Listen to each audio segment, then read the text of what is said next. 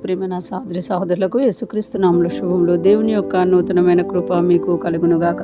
ఈరోజు దేవుడు మనకిచ్చిన మాట ఇర్మియా గ్రంథం 50వ అధ్యాయం 14వ వచనం. ఆమె యెహోవాకు విరోధంగా పాపం చేసినది. విల్లు త్రొక్కువారులారా, మీరందరూ బబులోనుకు విరోధముగా దాని చుట్టూ యుద్ధ పంక్తులు తీర్చుడి, ఎడతెక్క దాని మీద బాణములు వేయుడి. ఈ మాటలు మనము ఇర్మియా ప్రవక్త ద్వారా బబులోను దేశానికి దేవుడు ఇస్తున్న ప్రవచనంగా చూడగలం.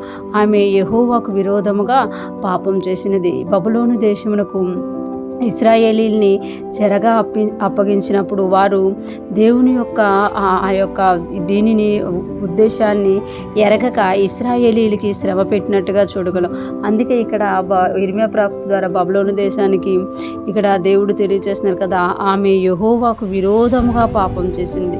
ఆమె అంటే బబులోను దేశం ఏం చేసిందంట, దేవునికి విరోధంగా పాపం చేసింది. ఒకటేమో తన పిల్లల్ని కాపాడాల్సింది పోయి వారిని హేళనకు గురి చేసినట్టు, త్రొక్కివేసినట్టు, బానిసలుగా చూసినట్టు.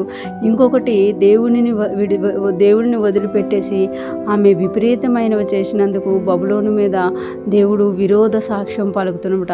విల్లు త్రొక్కువారులారా, మీరందరూ బబులోనుకు విరోధంగా దాని చుట్టూ యుద్ధ పంక్తులు తీర్చుడి, ఎడతెగక దాని మీద బాణములు వేయుడి. విల్లు త్రొక్కువారులారా అంటే విల్లు పట్టుకొని ఎవరైతే ఉన్నారో వారందరూ కూడా బబులోనుకు విరోధంగా లెగండి, అంతేకాకుండా దాని చుట్టూ యుద్ధ పంక్తులు తీర్చండి అంటున్నారన్నమాట.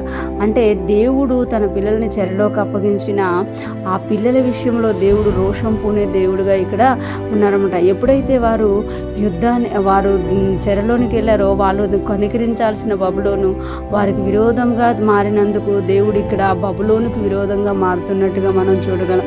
అంటే బబులోనికి యుద్ధం ఉండాలి, మీరందరూ బబులోనుకు విరోధంగా దాని చుట్టూ యుద్ధ పంక్తులు తీర్చుడి, ఎడతెగక దాని మీద బాణములు అంటే ఎడతెగకుండా దాని మీద బాణములు వేయండి అని ఇక్కడ దేవుడు తెలియచేసినట్లుగా మనం చూడగలం. ఇక్కడ చూస్తే దేవుడు తన ప్రజలకి అంటే చెరను అప్పగిస్తాడేమో కానీ ఆ చెరలోనికి అప్పగించడానికి ఆయనకు ఒక కారణం ఉంటుంది, దానిలో నుండి బయటికి తీసుకురావడానికి ఆయన చూస్తాడనమాట. కానీ ఎవరైతే ఆ చెరలో ఉన్నప్పుడు దేవుని ప్రజల్ని ఇశ్రాయేలీని హేళన చేస్తారో, ఈ దినాల్లో మనము ఒకవేళ దేవుని విషయంలో మనము ఎప్పుడైతే చెర అనే అనుభవంలో గుండా దేవుడు తీసుకెళ్తున్నప్పుడు, గాఢాంధకారపు లోయ గుండా తీసుకెళ్తున్నప్పుడు మన సహోదరులను మనం హేళన చేస్తామో దాన్ని దేవుడు రోషంగా తీసుకుంటాడు అని ఇక్కడ తెలియచేయబడుతున్నమాట.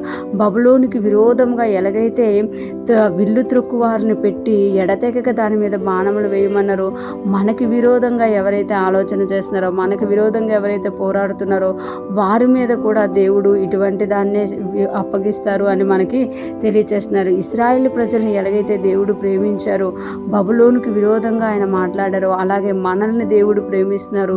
మనకి విరోధంగా ఎవరైతే లేస్తున్నారో, మనకి విరోధంగా ఎవరైతే ఆలోచనలు చేస్తున్నారో వారి విషయంలో కూడా దేవుడు ఎడతెగక తీర్పు తీర్చే దేవుడుగా ఉన్నారు అని మనకి తెలియజేస్తున్నారు. ఈరోజు ఫ్రెష్ మనం వింటున్న ప్రతి ఒక్కరు జ్ఞాపకం చేసుకోవాలి, మనం ఒకవేళ శోధనలో ఉన్నప్పుడు, కష్టంలో ఉన్నప్పుడు ఇంకా హేళనకు గురవుతున్నామా, దాని అంతటినీ కూడా దేవుడు చూస్తున్నాడు అనమాట. బబులోను ఎలాగైతే ఇశ్రాయేలుకి విరోధంగా లేచిందో, మనకు విరోధంగా లేచిన వారిని కూడా దేవుడు చూస్తున్నాడు. దానికి తీర్పును ఆయన తీర్చే దేవుడుగా ఉన్నారు, మనకు ప్రతిఫలం ఇచ్చే దేవుడుగా ఉన్నారు. మనము అటువంటి ప్రతిఫలాన్ని పొందుకొని దేవుళ్ళో ముందుకు సాగిపోదాం గాక. దేవుని కృప మనందరికీ తోడయుండి నడిపించును గాక. ఆమేన్.